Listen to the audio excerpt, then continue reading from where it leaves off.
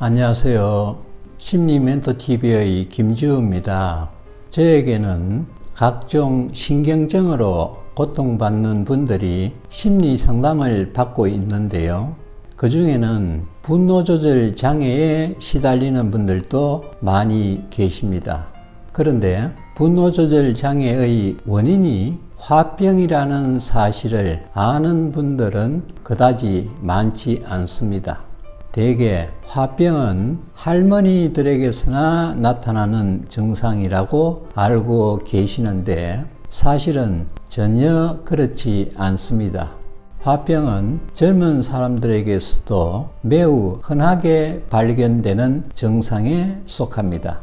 자, 오늘은 화병이 왜 생기는지, 그리고 분노조절 장애의 원인이 어째서 화병인지에 대해 알아보는 시간을 갖도록 하겠습니다.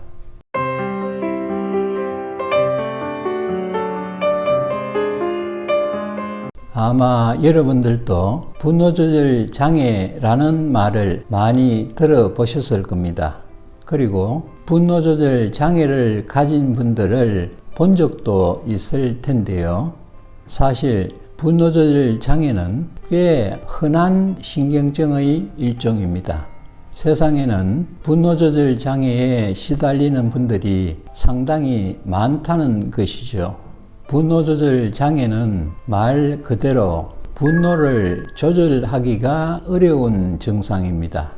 이 말은 화를 참기가 어렵다는 뜻인데요. 왜 그럴까요? 그 이유는 화를 너무 오래 참았기 때문입니다. 화가 나도 참고 또 참다 보니 자신의 내면에 화가 너무 많이 쌓이게 된 것이죠.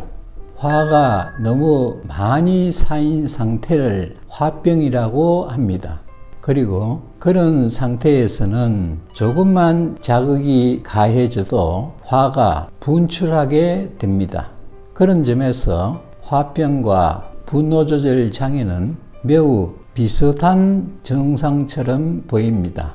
하지만 화병이 먼저 생기고 그로 인해 분노조절 장애가 나타나기 때문에 화병이 분노조절 장애의 원인이라고 할 수 있는 것입니다.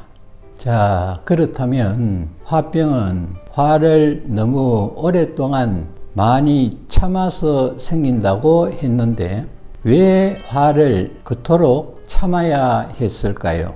그 이유는 우리가 살아오면서 감정을 제대로 표현하는 법을 배우지 못했기 때문입니다. 우리는 어려서부터 화를 내면 못난이야, 겁쟁이는 성공할 수 없어, 자꾸 울면 혼낼 거야 등등 부정적인 감정을 표현하지 못하도록 통제받았고 참는 것을 미덕이라고 배웠습니다. 그리고 참는 자에게 복이 온다 라는 말도 많이 들었죠. 하지만 감정을 제대로 표현하지 못하고 참으면 병이 됩니다. 화병이 그 대표적인 병인데요. 사실 화병은 분노조절 장애뿐만 아니라 거의 모든 신경증의 원인이기도 합니다. 왜냐하면 화병이 있으면 예민해지고 정서가 불안정해지기 때문입니다. 대부분의 신경증이 예민함과 정서적인 불안정으로 인해 생성된다는 사실을 생각해 보면 이 말이 쉽게 이해가 되실 겁니다. 그런 점에서 화병이 만병의 근원이라고 해도 과언이 아니겠죠. 자, 그렇다면 화의 정체는 뭘까요? 화의 정체는 스트레스입니다. 스트레스는 화의 기운이 강합니다. 그래서 스트레스가 쌓인다는 것은 화가 쌓인다는 것이고 화가 쌓이면 화병이 되는 겁니다. 그래서 우리는 감정도 적절하게 표현할 수 있어야 하고 스트레스를 해소하는 방법도 제대로 배우고 익혀야 하는 것입니다. 이 대목과 관련해서는 화를 가라앉히는 가장 합리적인 방법이라는 영상에 자세한 설명이 담겨 있으니 그 영상을 꼭 한번 보시길 권해 드립니다.